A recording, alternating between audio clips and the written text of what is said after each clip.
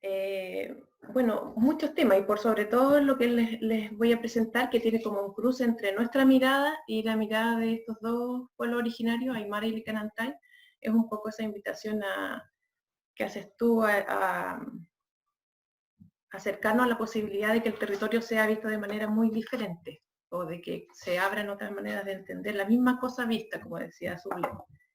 Les voy a presentar cosas que tienen un origen desde varias maneras de aproximarme al norte grande de Chile, con estos dos pueblos originarios, Aymara y Licanantay, que son los atacameños. Nosotros los conocemos por atacameños, que vienen desde proyectos y de investigaciones, de distintas familias de investigación, pero todas en el marco de investigación del territorio, entonces la presentación es bastante como de esas escalas, como territorial. Y para abrir, les quería leer un pedacito de un texto que, para situarnos en el paisaje, que yo creo que es difícil describir, el paisaje andino, así simplemente empezando a decir sus características, ¿cierto? Este es un pedazo de Ortega y Gasset, de Intimidades de la Pampa, hice algunos pequeños extractos de algunos párrafos. Dice: cada cosa, para ser bien vista, nos impone una distancia determinada y muchas otras condiciones. Si queremos ver una catedral a la distancia que vemos bien un ladrillo, acercándolo al ojo, percibiremos solo los poros de una de sus piedras. La pampa, o en este caso el altiplano, no puede ser vista sin ser vivida. No basta el aparato ocular con su función abstracta de ver. Todo el ser tiene que servir de órgano y colaborar en la percepción de este paisaje, que parece sin forma porque la tiene sutil. La pampa, en cuanto a paisaje, posee una estructura anómala. Todo paisaje tiene primero y último término. Del discanto de entre ambos resulta su música. Pero lo normal es que el primer término lo sea en verdad. Quiero decir, que nuestra mirada se fije primero en lo que se encuentra más próximo. En una región de pequeños valles como Asturias, atendemos primero a los objetos inmediatos, la casa, el hórreo, la vaca, que adquieren una calidad monumental. Solo después, y sin insistencia, nuestra mirada percibe el confuso fondo, el seno del valle, el flanco de la colina, la vaga cima del cerro. De este modo, el último término representa su propio papel de personaje secundario, de marco.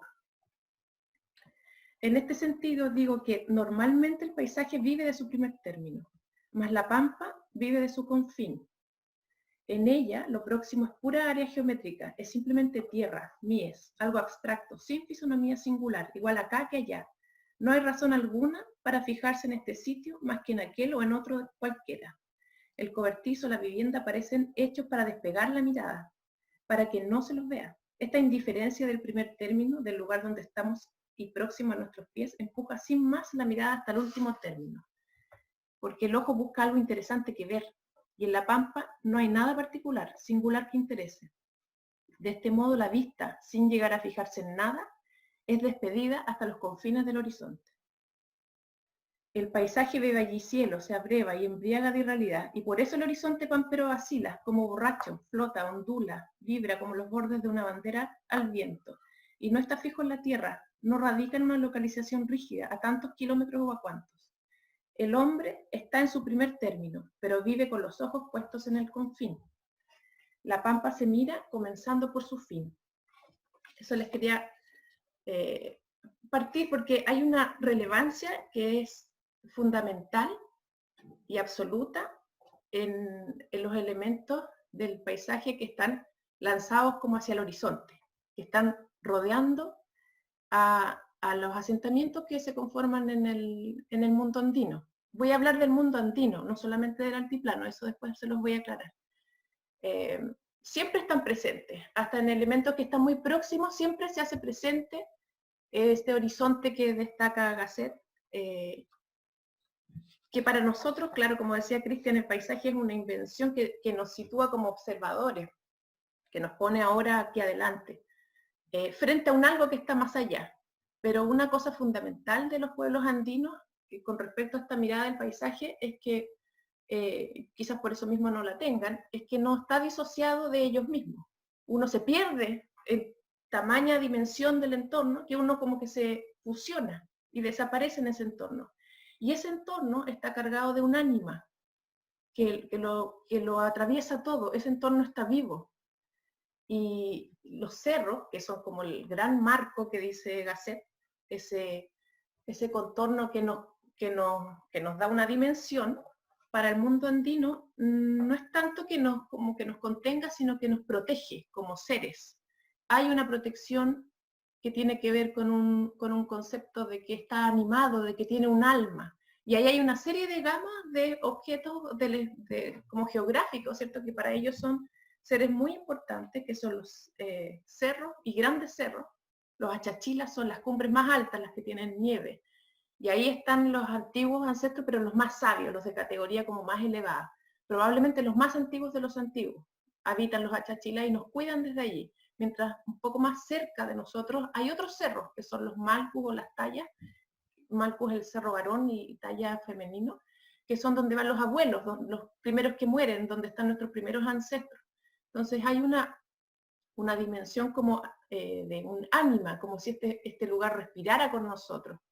Eso debería, yo creo que es como lo primero que quiero hacer notar con respecto a esta mirada que tiene el mundo andino de su paisaje, que no es tanto paisaje porque no es una cosa que estoy viendo allá frente a mí, sino que es algo que en lo que yo también participo y que habito porque es un ser conmigo. Eso es como el punto primero, y yo creo que es la gran transformación de la mirada y es bastante difícil de explicar cuando uno no se mete en su cosmovisión. Pero voy a situarnos un poco en qué constituye... Ahí hay un micrófono. No sé, ¿cómo era que se silenciaba? Ahí se cae. Ya, voy a poner primero situarnos en los elementos geográficos para que entendamos un poco. Yo dije que el mundo andino no es solamente, y en esto quiero ser bien, creo que la presentación se trata casi toda de eso, no es el altiplano es uno de sus ecosistemas, es un piso ecológico del mundo andino. Hay una precordillera, la sierra en Ecuador, la sierra en Perú, los yungas que están al lado de Argentina, que son con la parte que es como un equivalente a nuestra precordillera, pero que mira el Amazonas y que baja en una selva. Y nosotros la nombramos la precordillera, que es esta parte de la cordillera que va bajando y que después se junta.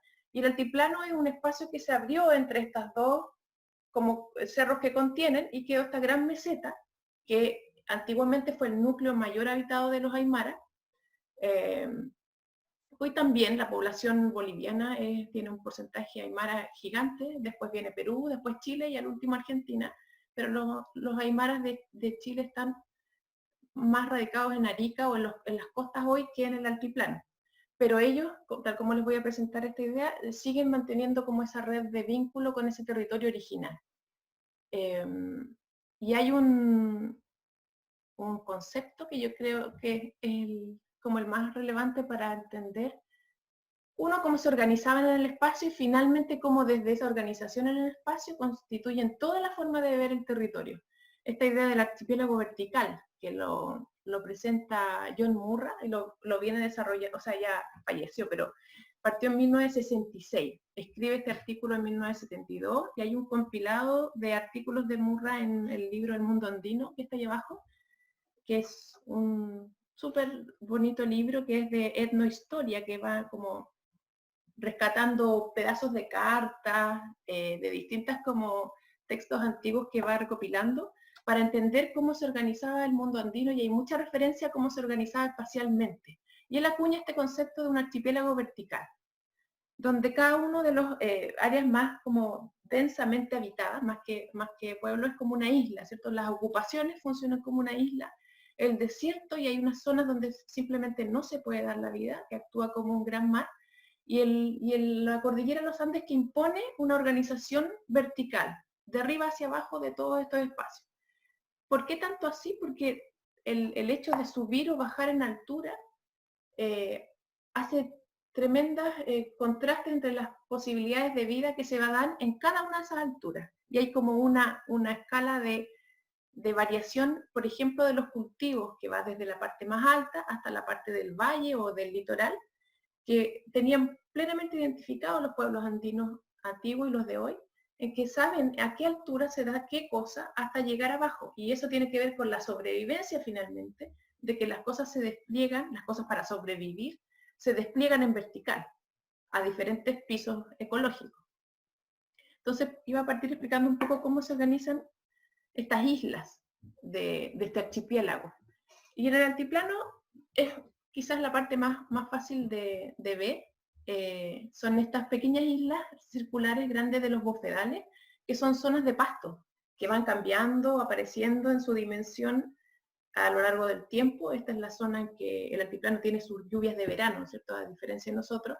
Pero se mantienen más o menos fijas y son conocidas por todos los pueblos andinos, sobre todo por los antiguos, como la palma de una mano. O sea, este territorio lo manejan absolutamente a pesar de su dimensión, pero están muy poco habitados. En nuestros términos, están poco habitados. Hay pocos asentamientos, o los asentamientos no parecen tan grandes. Este es un bofedal. Ahí en el punto blanco está Parinacota. Y yo les voy a presentar varios ejemplos que son desde de Arica, del altiplano y precordillera de Arica, y otros de San Pedro de Atacama, en la segunda región. Y este es más o menos el paisaje que está en torno a Parinacota. Es un pueblo ganadero. Es el altiplano de las llamas y las alpacas. Es el espacio geográfico para la ganadería por excelencia. Tiene algunos usos de cultivos, pero son muy limitados. Entonces arriba está el pueblo ganadero y artesano del ganadero, de trabajos de cueros, de cuerdas, antiguamente. También especialidades mineras, que también hay en precordillera, para extracción de varios materiales, no sé, por el cobre, por ejemplo, que tienen una tradición minera en los pueblos andinos súper antigua. Este es Parinacota también, el cementerio. Y por otra parte está lo que les mencionaba antes, que son los asentamientos que están dispuestos en la precordillera, que son los bordes del altiplano. Que hay como variaciones en la precordillera. Hay una precordillera que es esta precordillera rugosa, donde están todos estos pueblos, Putre, Socoroma, esto es en Arica arriba, que es este sector de acá. Parece que ustedes ven mi cursor, ¿cierto? Que es una cordillera con valles llena de rugosidades, que son espacios como estos. Están a menos de los 3008, 3006, pero sobre los 3000, 3200, los pueblos andinos de esta, y son preferentemente agrícolas. Y ahí hay una gama que va bajando desde estas alturas en agricultura hasta los valles, que es súper interesante ver cuando uno se acerca en estas imágenes geográficas para entender los pueblos, de imágenes satelitales, que se extiende sin fin una red de andenes. Y ese es el invento principal de la precordillera del norte de Chile, junto con el canal, que les voy a mostrar más adelante, que es como el artificio principal para constituir el paisaje y para poder habitarlo, es estos sistemas de andenes que son pre-tiwanaku, pre-incaico, y que con los incas y en la cultura tiwanaku se asientan y se fortalecen y avanzan un montón, pero son muy antiguos. Y como les decía, uno puede recorrer todas estas zonas de precordillera y encontrar andenes en uso y andenes como arqueológicos. Está lleno de sitios arqueológicos muy fáciles de mirar, que han constituido un paisaje en las riberas súper único, que tiene que ver con la cosa de los cultivos, y que también se repite en el otro sistema de precordillera, que es el Piedemonte.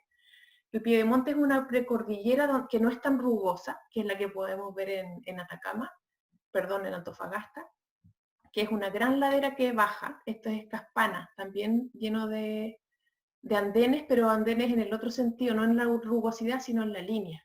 Y aquí podemos ver esta precordillera que forma Piedemonte, que es esta gran lámina que baja. Entonces aquí hay otra lógica distinta a los asentamientos que se entrecruzan entre varias confluencias de ríos arriba, que les quería como presentar. Si se fijan, estos pueblos están asociados en principio a esos caminos, Toconao, Peine, Tilomonte. Este es Peine, pero en este caso, que el Piedemonte se extiende como una gran sábana que baja desde la altura del altiplano acá arriba, en este borde, hasta los pies del salar, que genera un borde, aparecen cada cierto tanto pueblos. ¿Qué es lo que los hace aparecer ahí y no más allá? ¿Por qué están exactamente aquí? Y son esas como coincidencias las que en principio empezamos a ver. Se repiten ciertos patrones, ¿cierto? El pueblo siempre está en la parte más seca, en la parte más dura de esta sábana que baja desde lo alto y que sostiene una parte verde, que son los cultivos, que es el oasis. Pero si uno se acerca, estos oasis son muy difíciles de hacer con el terreno sin trabajar. Y este estilo monte que está en una parte ya mucho más llana, que se aproxima también con esta como coherencia con la idea del archipiélago, ¿cierto? Son como unas islas o así. Pero estos lugares son totalmente creados. Como les decía, hay un eje que viene, que es un curso de agua, que se extiende y que saca estas ramas que son los canales, que son las primeras intervenciones del paisaje que hace el pueblo andino, y después se transforma en un oasis. Estos oasis no existen antes del mundo andino y antes del pueblo atacameño. El oasis atacameño lo que hace primero es sacar esta rama, este hilo muy fino que baja y transformarlo en un espesor mayor. Con el canal, que es la segunda como gran obra que funda los distintos espacios que se puedan habitar. Y ahí se empieza a trabar la cosmovisión con la mirada del paisaje. Hay una referencia bien bonita que se hace al agua y a la tierra. El agua es un elemento inseparable de la tierra.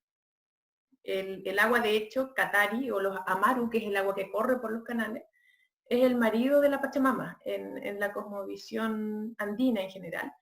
Y en ese matrimonio surge la vida. Por eso hay muchos de los conflictos o de los topes grandes que se dan con los pueblos originarios, al menos en el mundo andino. Uno de ellos es el hecho de que nosotros entendamos estas dos cosas separadas y que, por ejemplo, exista la propiedad de la tierra y la propiedad del agua, como si estas cosas no se toparan. Y el mundo solo es posible cuando estas cosas se topan, cuando se encuentran, cuando se da ese equilibrio que se complementa.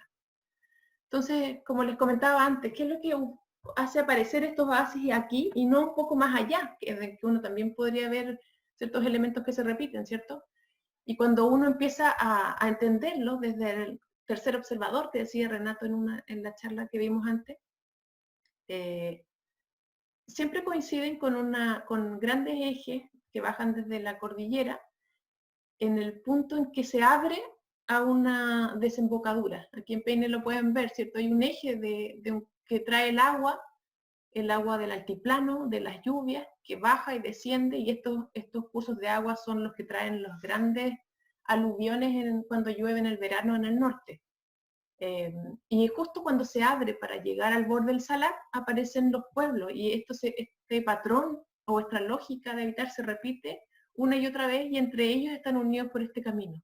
Hay como una elección de estos puntos, y si uno se va y recorre desde el aire también estas otras coincidencias que puede encontrar en el mismo pie de monte,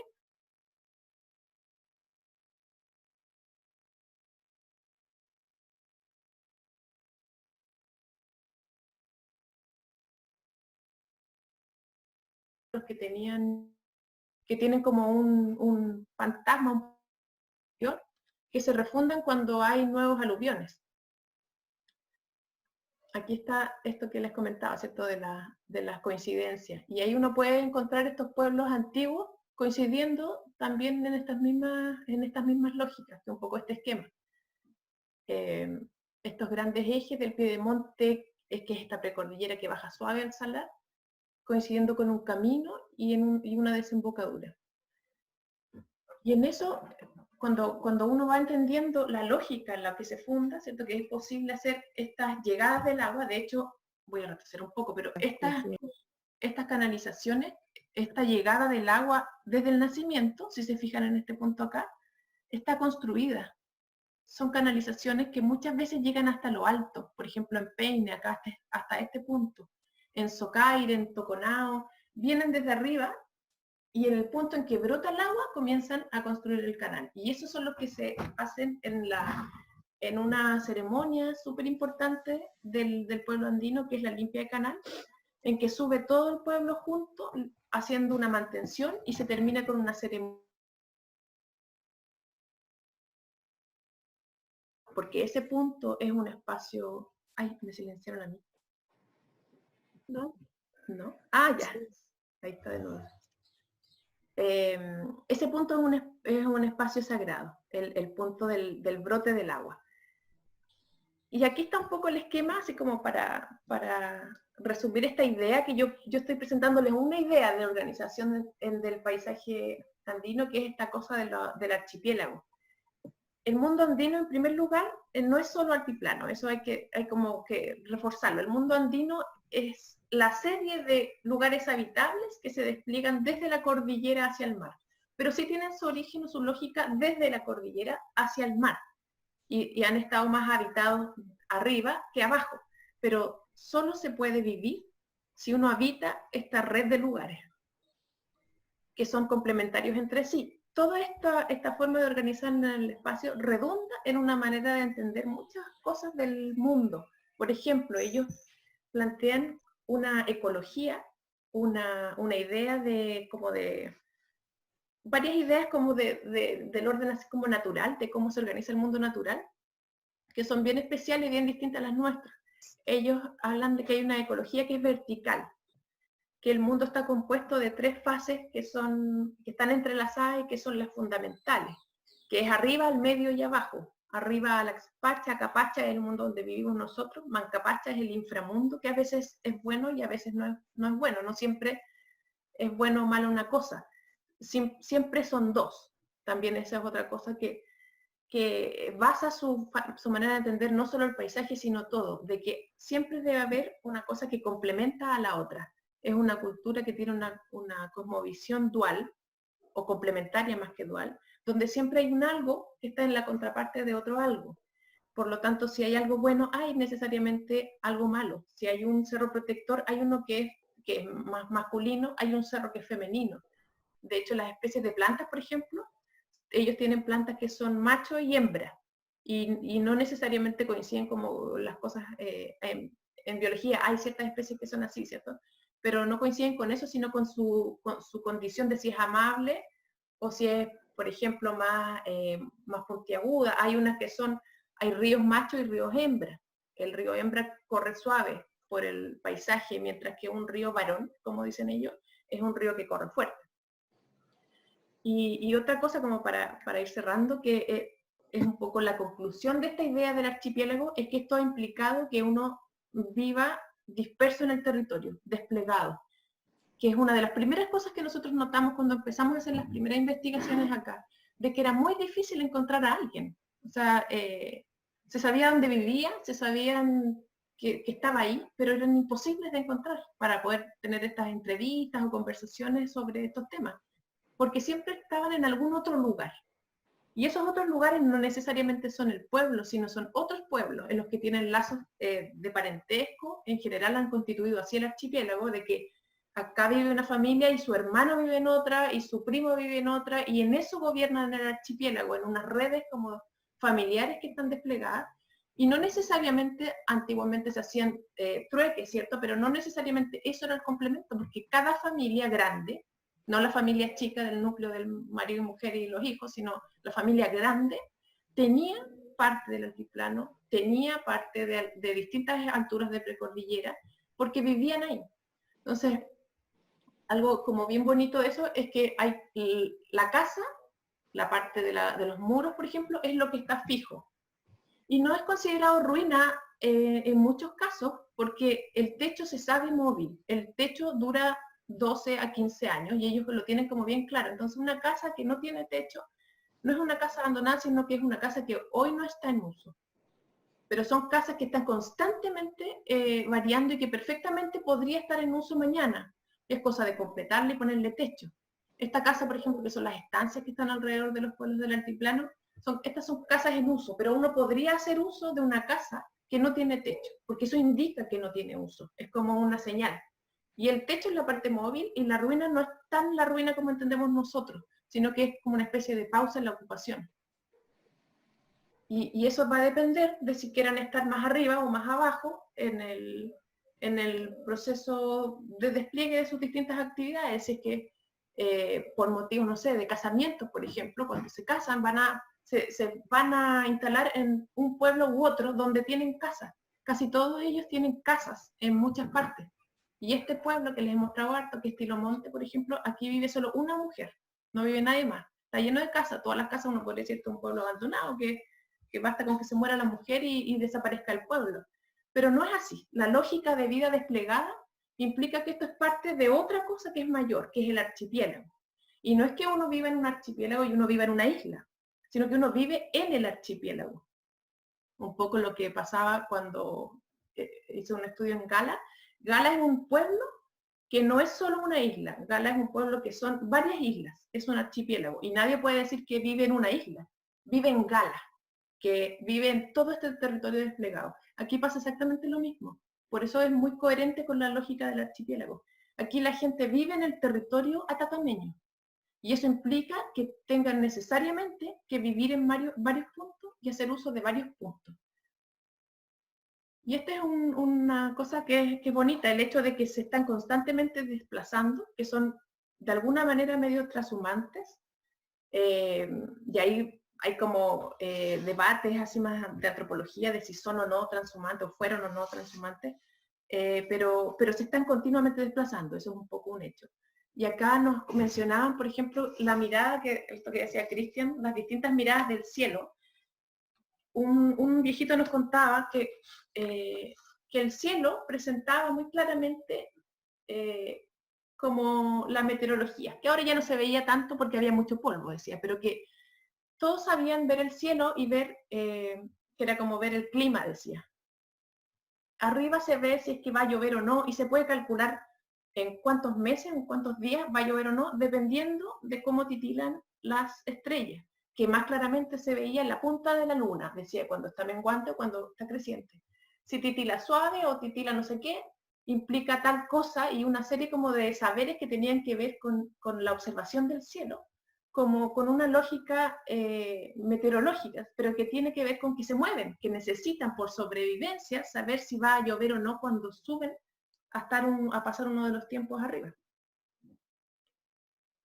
Y esa era la presentación. Hay una cita bonita de Mata también, que dice